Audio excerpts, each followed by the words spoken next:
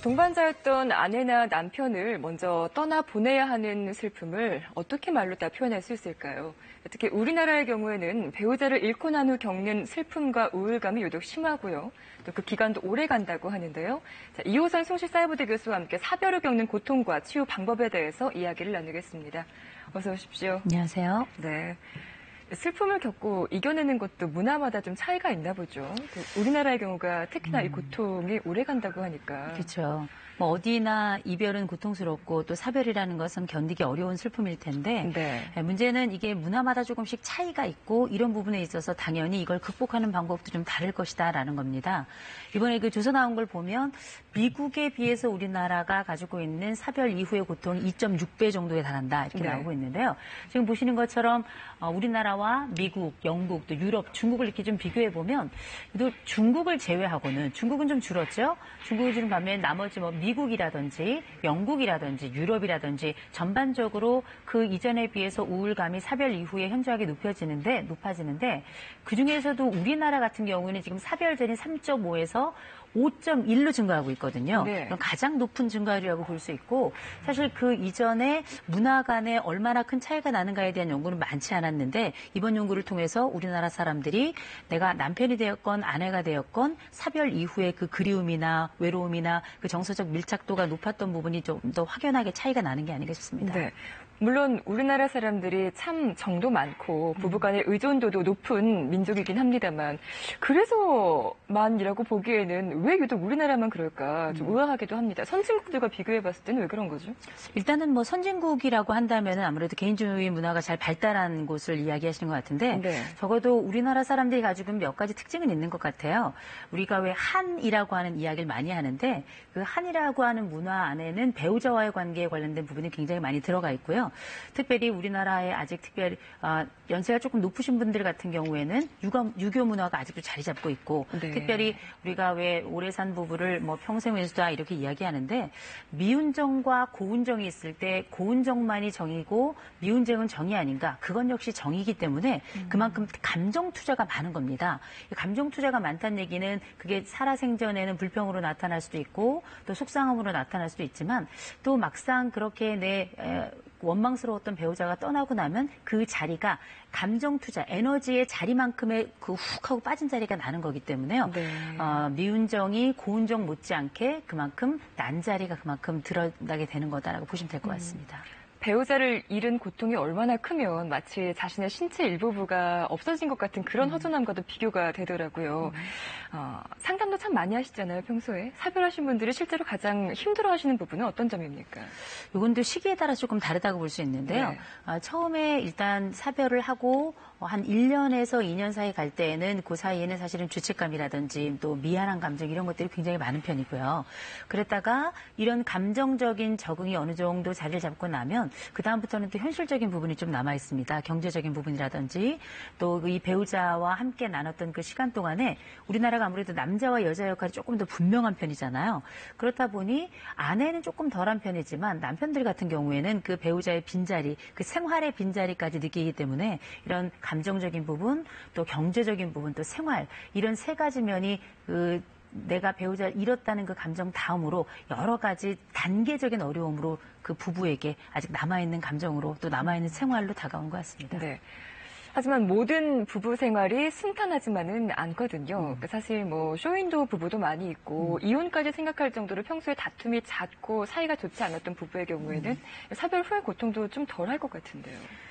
그냥 나를 괴롭혔던 사람이 훅 가버리면 아주 시원할 것 같은데 막상 그렇게 나를 괴롭히고 나를 힘들게 했던 그 사람이 떠나고 났는데도 오히려 그 아내가 더 울더라, 그 남편이 더 울더라 이런 사례들 우리가 주변에 많이 보거든요. 네. 왜 그러냐면 그건 역시 감정 투자예요. 그 사람이 나를 괴롭혀도 그 괴롭힌 순간만큼 나는 그 사람에게 집중하게 되는 거고요. 또 그 사람이 나를 즐겁게 해도 나는 그만큼 집중하게 되는데 즐거움의 집중보다 사실은 괴로움에 대한 집중도가 훨씬 더 높습니다. 그렇기 때문에 오히려 내가 사랑했던 사람이 떠나갔을 때의 고통이 크긴 하지만 내가 미워했던 사람이 떠나가면 그 자리는 더 크게 나타나고요. 특별히 그 사람만 나를 미워한 게 아니라 나도 그 사람을 아주 억수로 미워했잖아요.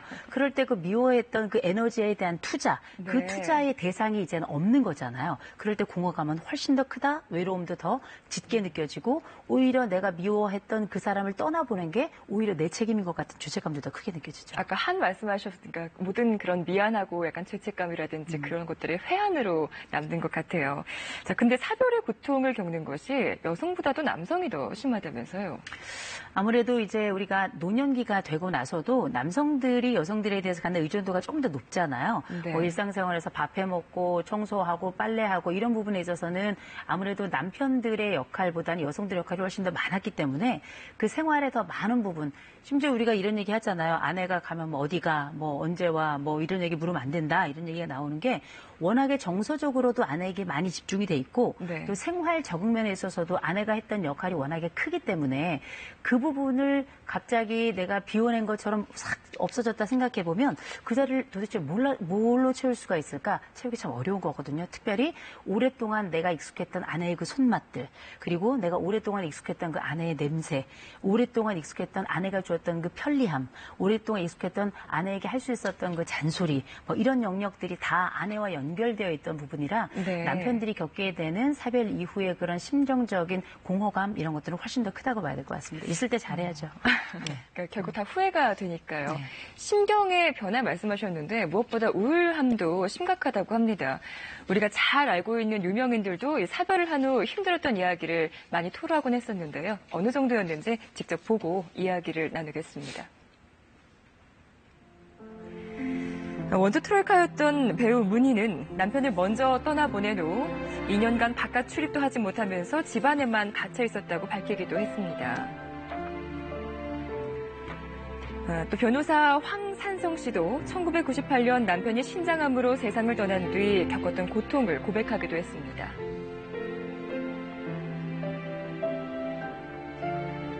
1년에 한 번 이상 정도는 꾸는데, 가끔 꾸는데, 그랬는데 이제 모든 것을 잊자. 죽은 사람에 대한 그리움, 기대를 가지면 자꾸 마음에 그 슬픔이 남아있어. 일주기 이후에는 다시는 울지 않겠다. 또 배우 임채무 씨는 방송에서 사별한 아내에게 바치는 노래를 부르면서 아내를 그리워하기도 했었죠. 젖은 손 애처럼 살며시 잡아본 순간 거칠어진 손마디가 너무나도 안타까웠어. 나는 다시 사랑하는 사람을 잃은 슬픔은 뭐 일반인이나 유명인이나 다 마찬가지겠죠. 임채무 씨가 잠깐 나왔는데요. 네. 임채무 씨는 그 사별한 부인 생전에 첫눈에 반해서 바로 프로포즈할 정도로 아주 열렬한 사랑을 했던 걸로 유명하잖아요. 네, 네. 그래서 과연 저분은 누군가를 다시 만날 수 있을까 궁금했는데 최근에 또 사랑에 빠졌다고 해요. 네. 보통 우리가 여성들은 그 사별한 이후에 1년 정도 정서적인 어려움을 겪다가 적응을 좀 하는 편이고요. 근데 이제 남성들 같은 경우는 보통 2년 이상 걸린다라는 게 보통의 이야기인데 놀랍게도 남성들도 그렇고 주로 이제 여성들보다는 남성들이 그런 편인데 전혼, 이전에 배우자와의 관계가 좋았던 분들은 사별한 이후에 굉장히 빠르게 재혼을 생각하거나 또 다른 사랑에 빠지는 경우가 굉장히 많습니다. 네. 그건 아마 전혼이 좋았기 때문에 이런 전혼에 대한 향수가 있는 거고요. 또 전혼이 편안했기 때문에 이런 편안함에 대한 또 다른 회귀, 뭐 이런 그 기억들이 있는 것 같은데 아무래도 그 전혼에 대한 기억이 좋았던 분들이 새로운 사랑을 더 빨리 꿈꾸는 것만큼 역으로 전혼이 힘들었던 분들은 다음 생에도 결혼하지 않으리라, 재혼을 하지 않으리라 이런 분들도 계시긴 계신데 네네. 주로 여성들은 새로운 사랑을 찾는데 시간이 조금 더 걸리는 편에 남성들 그래도 그 이전에 사랑 아내에 대한 깊은 사랑이 있었던 분들 같은 경우는 놀라운 경우 정반대일 것 같은데도 새로운 사랑에 대한 갈급함이 조금 더 빠르게 나타나는 것 같습니다. 사별 후에 겪는 슬픔은 지극히 당연한 정상적인 과정일 텐데 이것이 만약에 우울증으로 발전하게 되면은 우울증은 치료가 필요한 병이잖아요. 그렇죠. 근데 이게 구별이 잘 안 된다 그래요? 그렇죠. 이게 사별 증후군이라는 게 있는데요. 그게 뭐냐면 우리가 보통 왜 사구제 지내고 나서 그때 한 달 보름 지나고 나서 2달 정도 되면은 우리도 이제 정상적으로 생활로 좀 돌아갈 수 있겠다 이렇게 판단을 하게 되는데 네. 문제는 뭐냐면 돌아가신 지 내 배우자가 돌아간 지 2달이 넘었는데도 불구하고 그 심한 우울감이라든지 그리움이라든지 이런 것들이 별로 변하지도 않고 일상생활에 적응도 어렵고 계속 눈물만 흐르고 아무것도 먹지도 못하고 잠도 잘 제대로 자지 못하고 이런 상황이 벌어지게 되면 네. 이걸 우리가 사별 증후군이다 이렇게 부르거든요. 문제는 이 사별 증후군인지 아니면 그냥 원래 좀 우울한 건지 이 부분에 대한 구분이 잘 안 되는 판단할 경우도 수 있어요. 있는 자기가 스스로 할 수 있는 그 기준이 있나요? 진단 방법이라든지요. 일단은 있죠. 왜냐하면 사별이라고 하는 특별한 사건이 먼저 있는 겁니다. 적어도 1, 2년 이내에 사별이라는 사건이 먼저 발생을 해야 되고요. 사별 증후군의 경우는. 그리고 이제 그렇지 않은 경우는 우리가 지금 사별을 우울증 자가 진단 한번 보시면 나오는군요. 예, 모든 활동에 흥미나 즐거움 없고 우울한 기분이 하루 종일 계속 드는데 그게 2주 이상 계속 지속되고요.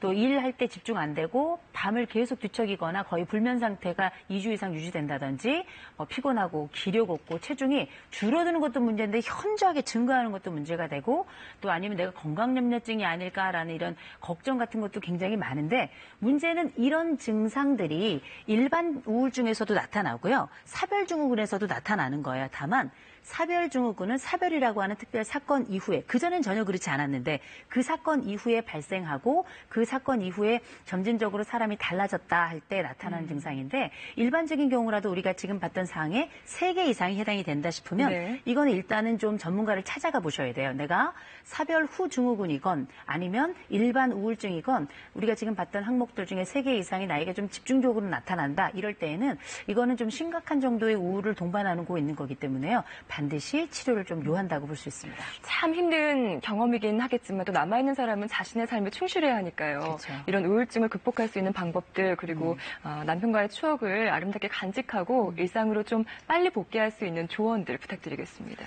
사별이라는 거는 시간이 지나면서 저절로 없어지는 거라고 생각하시는데 또 그렇지 않은 경우가 굉장히 많습니다. 그래서 제일 먼저 중요하실 건 주변에서 내 주변에 어머니나 아버지 혹은 내 친인척이 사별을 했는데 적어도 이 사람이 2달 이상 지났는데도 불구하고 일상에 복귀가 안 된다? 그러면 반드시 정기적으로 좀 방문하셔가지고 관찰하실 필요가 있습니다. 밥은 잘 먹는지 일상으로 제대로 돌아가는지 또 지금 배우자가 돌아간 이후에 이 집이 너무 무섭거나 힘들어하진 않는지 이런 것들을 꼭 확인을 해주셔야 되고요. 만약에 너무 힘들어한다 그러면 그렇다고 멀리 이사를 가는 게 아니라 너무 넓은 집은 좀 좁은 집으로 가되 그 친인척들이나 혹은 가까운 사람들이 있는 동네를 떠나지 않는 범위 내에서 가시고요. 또 식사나 이런 것들이 잘 이렇게 진행이 되는지는 한 3주 아주 길게는 한 4개월 정도까지는 좀 방문해서 관찰을 해주신다면 이런 부분에 대한 극복은 아마 혼자 일어나는 것이 아니라 주변에 가까운 사람들의 손을 잡고 다시 일어날 수 있지 않을까 싶습니다. 이호선 교수였습니다. 잘 들었습니다. 고맙습니다.